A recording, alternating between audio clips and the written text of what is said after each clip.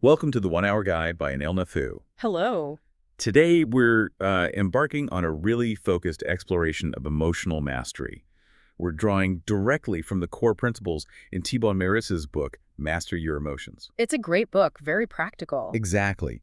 And our mission with this deep dive is, well, it's straightforward. We want to equip you with a crystal clear understanding of how your emotions actually work. And crucially, how you can start actively using them, like as tools for your own personal evolution. All within the framework of Meurisse's guidance, of course. Yeah, what I find immediately compelling about his approach is how grounded it feels. Yeah. He doesn't come across like some detached guru, more like someone who's actually wrestled with this stuff himself. Right, which makes it much more accessible, doesn't it? Yeah. He sort of dives right in asking those fundamental questions. Yeah. What are emotions? What's their purpose? It's that essential groundwork we need. Okay, let's dive right into Chapter 1 then. How your survival mechanism affects your emotions. Meurisse starts by pinpointing our brain's inherent negativity bias. Mm-hmm. And it's not a flaw, is it? No, not at all. It's actually a deeply ingrained survival mechanism. Served our ancestors really well. Precisely. I mean, think about their environment. Constant danger, right? Totally. So the ones who were hyper aware of threats, a rustle in the bushes, a weird smell, they were more likely to survive. And pass on their genes. Exactly. So that hypervigilance, that focus on the negative, it got hardwired. And Meurisse stresses that programming, it's still running today. Even though the threats are totally different. Yeah, that's the key. He uses rejection as a great example, like getting turned down for a date or maybe having a work proposal shot down. It feels awful, sure. But it's not usually life-threatening, is it? Not usually, no. We're not facing starvation. But the emotional pain can feel, well, overwhelming. And Meurisse explains how our minds can actually amplify that sting, right? Yeah, building these whole narratives of, I'm not good enough, or spiraling into anxiety about the future, all from one rejection. It's that ancient survival response kicking in, but inappropriately. Right, like someone with high rejection sensitivity might see a delayed text as total abandonment. It triggers this disproportionate fear. And it affects how we take criticism, too. That negativity bias means, like, one negative comment can just wipe out 10 positive ones. Oh, definitely. You give a presentation, get great feedback, but one person nitpicks your delivery. And that's all you can think about. Exactly. You replay it over and over. It's not logical. Right. But it's that bias prioritizing a perceived threat to our, social standing or competence. So the really crucial takeaway here, the first big one, is learning to differentiate.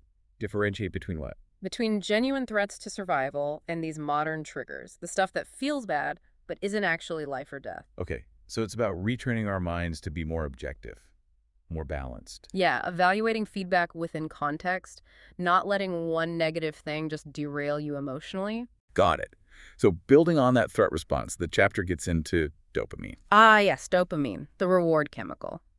Meurisse explains it as this neurotransmitter that rewards behaviors essential for survival, historically speaking. Like finding food, procreation. Right. That pleasure hit, that high in the reward centers, it motivated our ancestors to do the things needed to stay alive. But now, it's complicated. Very, because Meurisse points out how these dopamine rewards can get triggered artificially, often in ways that don't actually help us long-term, might even harm us. Like social media notifications, that little ping. Exactly. Each like or share is a tiny dopamine hit designed to keep you scrolling, keep you hooked. And things like porn, gambling, even excessive gaming. Massive dopamine releases can lead straight into addiction cycles with really serious consequences. The examples he uses are quite stark, aren't they? That Tulane University study? Where people chose self-stimulation over food. Yeah. Shows how powerful that dopamine pull can be, overriding basic instincts. And the tragic case of Lisa's Sepet, the gamer. Dying after playing for almost 3 days straight. It's a harrowing reminder. These aren't just abstract ideas. They have real, sometimes devastating effects. So the lesson for you, the listener, is to become really aware of your own dopamine triggers. Are you mindlessly grabbing your phone? Seeking that quick hit of validation? Spending hours on things that give short-term pleasure but leave you feeling, empty? Meurisse really pushes us to uncover these subtle addictions. To regain conscious control. He suggests using the workbook for this, actually. Yeah, actively track those triggers. Good idea. Then the chapter tackles that one day I will myth Ah, yes, the idea that happiness is just around the corner. Yeah. If only I get that promotion, buy that house. Find the perfect partner, whatever it is. Meurisse argues, yeah, achieving goals brings satisfaction, but it's usually temporary, not lasting bliss. And that's where hedonic adaptation comes in. Exactly. Our minds are amazing at adapting to good stuff and bad stuff. He mentions that famous study, doesn't he? Lottery winners and people who became paraplegic. Yeah, the 1978 study, it's eye-opening. After just 1 year, both groups reported similar happiness levels to before the big event. Wow, so the lottery winners' buzz wore off. And the paraplegics, despite the immense challenge, adapted. Their initial distress lessened. So what does that tell us about happiness? Well, it really questions our focus on external things. Sonja Lyubomirsky's research backs this up. External events, only about 10% of our happiness. Only 10%, what's the rest? Genetics are about 50%, apparently. But the biggest chunk, 40%, is internal factors. Our mindset, our attitude. Precisely, how we choose to interpret things, that plays the dominant role in our well-being. So the big practical takeaway is our internal attitude is the engine. Yeah. Not the external stuff we chase. Exactly, that I'll be happy when narrative. It's mostly an illusion. Real sustainable happiness is cultivated within right now. That's empowering. Shifting focus inward. This whole first chapter lays such a vital foundation, doesn't it? Understanding the negativity bias, dopamine hedonic adaptation. Yeah, it shows how much of our emotional response is rooted in this old programming that doesn't always serve us now. Recognizing that lets us approach our emotions with more awareness, more intention. Absolutely. Okay, let's move into chapter 2. What is the ego? This term gets thrown around a lot, but Meurisse has a very specific take. He does, and first off, he makes a key distinction. It's not just about having a big ego, like being arrogant. Though that can be part of it. Sure, it can be manifestation, but he defines the ego more broadly as the self-identity we construct. Like the story we tell ourselves about who we are. Exactly, a mental construct. Thoughts, beliefs, but no real concrete reality. He says events are neutral until we interpret them. And we build this identity on things like our name, age, job, beliefs. All of that. Nationality, religion, politics, you name it. We form attachments to these identifiers. And those attachments become beliefs. Right. And when those beliefs get challenged, boom, emotional reaction. Often negative. Like arguing about politics. Perfect example. If you strongly identify with a party, an attack on its views feels like a personal attack because the ego is invested. He uses ego, story, and identity almost interchangeably, which helps. And our level of self-awareness ties into this. How much the ego controls us. Massively. Meurisse suggests low awareness means you're basically run by the ego. High self-consciousness means you can start to see it, observe it. And detach from it. Master your mind. That's the goal. Awareness is the antidote, really. He says ego fades as awareness grows. They can't really coexist. So the ego isn't inherently bad, just a result of lacking awareness. Pretty much. It's fundamentally self-centered, focused on its own survival, its own perpetuation, like those basic survival drives. So it's not really invested in our actual happiness or peace? Nope. It wants validation, achievement, to feel like somebody. That's its game. And it identifies with all sorts of things to build that feeling. Oh yeah, a whole catalog. Physical items are a big one. Marketing plays on this constantly, right? Buy this car, wear these clothes, project this image. Status, coolness, personality. He clarifies, owning things isn't the issue. It's the over-attachment. Believing possessions define your worth. That's ego. And identification with the body. Our appearance. Huge source of self-worth for many. Makes us vulnerable to identifying with pain, illness, aging. But he says we can observe the body, the sensations, without being them. Yes. Observe with detachment. It reduces the ego's power to amplify discomfort, create space. This pattern extends to relationships too, doesn't it? Deeply. The ego seeks validation, approval, a sense of belonging from friends, family. What can it get from them? He mentioned parents living vicariously through kids. Yeah, that over-attachment, seeing children almost as extensions of the ego, the loud parents at kids' sports, classic example. And then beliefs and ideas. He says that's often the strongest identification. Definitely. Religion, politics, ideology. That's where you see intense defensiveness, extreme actions when challenged. The ego feels threatened at its core. He lists so many other things too. Name, gender, nationality, culture, personal story, problems, age, job, status, roles, desires. It's comprehensive. It really shows how layered that constructed self can be. And understanding this helps us see the ego's main characteristics. Yeah, like equating having with being. Thinking possessions or achievements are who you are. Living through comparison, always wanting more, never satisfied. Right. And basing your self-worth entirely on what others think, it's a recipe for insecurity. He also talks about the ego's need to feel superior. Yes, it's often unconscious. It uses different strategies. Right. Enhancing its value by associating with important people, gossiping to feel better by comparison. Inferiority and superiority complexes. Two sides of the same ego coin, he suggests. Seeking fame, always needing to be right, complaining, even about silly things, seeking attention, positive and negative. It's all about bolstering that fragile sense of self. Exactly. And Meurisse ties this directly to our emotions. Most negative feelings, anger, anxiety, resentment, stem from this ego identification. We get upset when life doesn't match our ego story. Or defensive when our core beliefs, the ego's foundation, are questioned.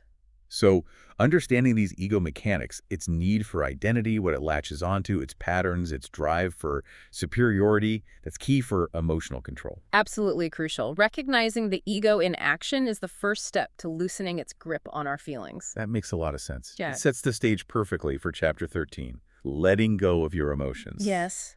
Having seen where many negative emotions root, now Meurisse gives us a framework to release them. He starts with a really powerful reminder, doesn't he? Emotions aren't us. Right. They aren't permanent fixtures, not objective facts. And crucially, we can choose to let them go. That shift from I am angry to I feel angry is huge. It really is.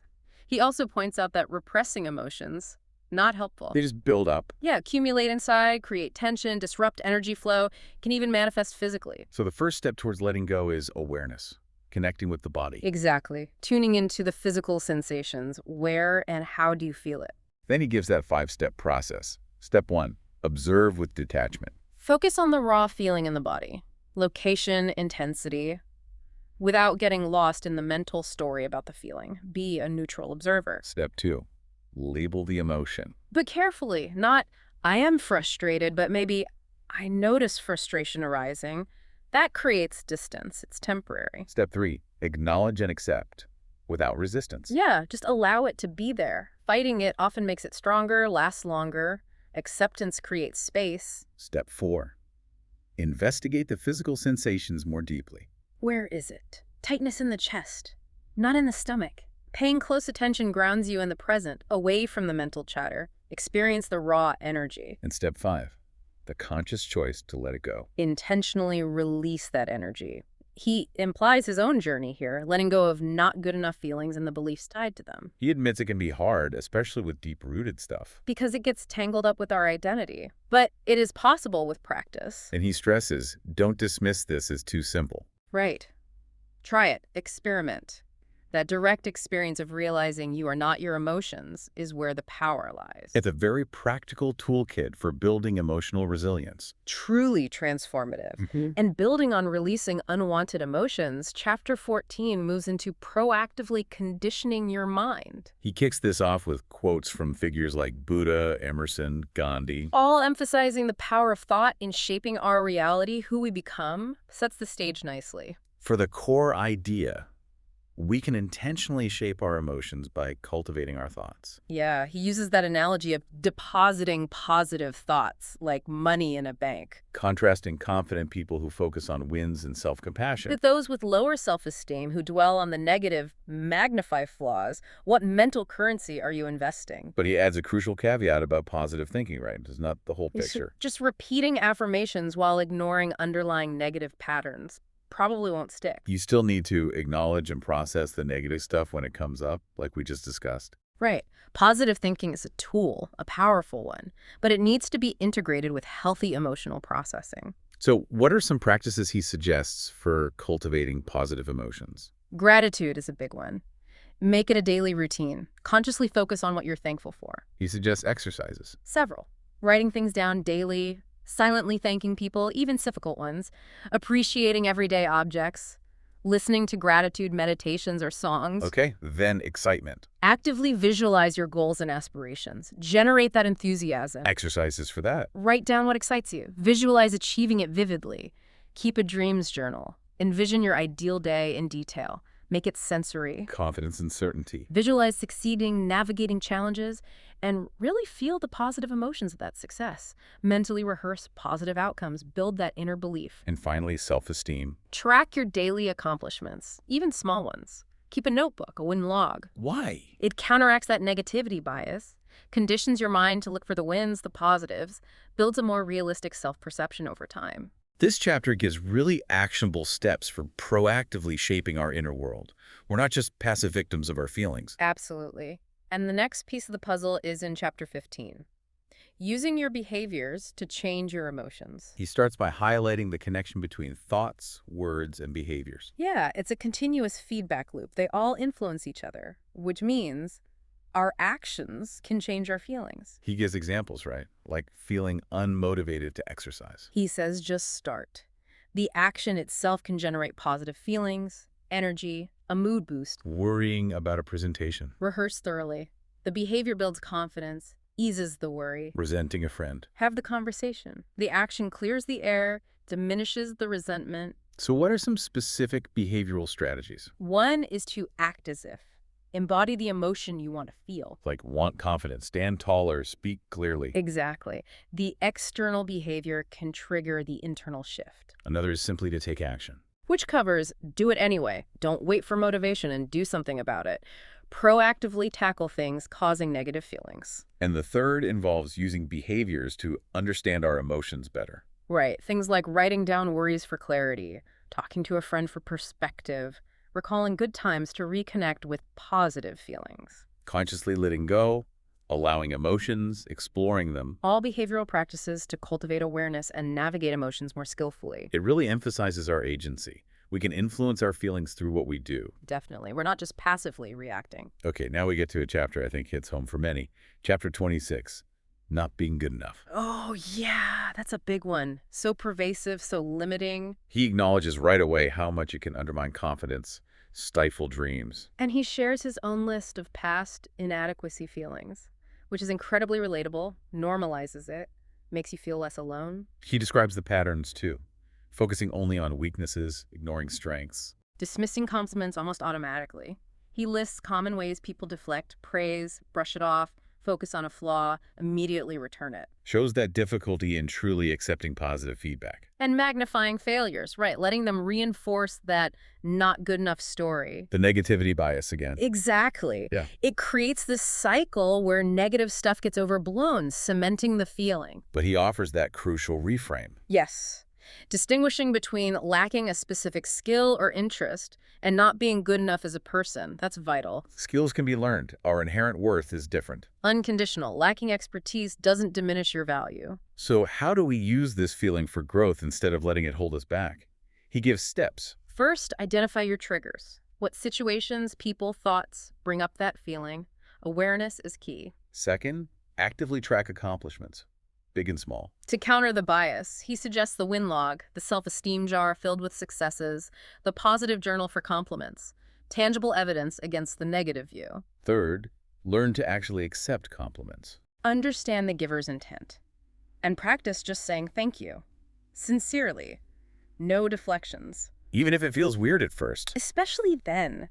It's about retraining that response, internalizing the positive. Fourth step, practice self-appreciation. Regularly acknowledge your own good qualities, efforts, actions. Cultivate internal validation, not just relying on others. And finally, he mentions Nathaniel Branden's components of self-esteem. Yeah, self-awareness, acceptance, responsibility, assertiveness, purpose, integrity, the building blocks. He also references Marilyn Sorensen's book for deeper work. It's such a compassionate and practical approach to tackling that debilitating feeling. Build self-esteem helps us see our real value. Absolutely a cornerstone, because feeling inadequate can really sabotage everything else. Well, that brings us towards the end of this deep dive into key parts of Thibaut Meurisse's Master Your Emotions. It's been quite a journey, from survival mechanisms and the ego, To letting go, conditioning the mind, using behaviors. and tackling that core feeling of not being good enough. These insights really show how emotional mastery and personal growth are so deeply linked, don't they? Definitely. Understanding how our emotions work, the influences behind them, It lets us shift from being reactive to proactive, consciously shaping our inner world. And it's an ongoing process, right? Not a one-and-done thing. Absolutely. A continuous exploration. Marissa's book is a fantastic roadmap for that journey. The techniques offer powerful starting points. So for our final provocative thought for you, the listener, we encourage you to just, well, actively observe your own emotional landscape over the next few days. Get curious.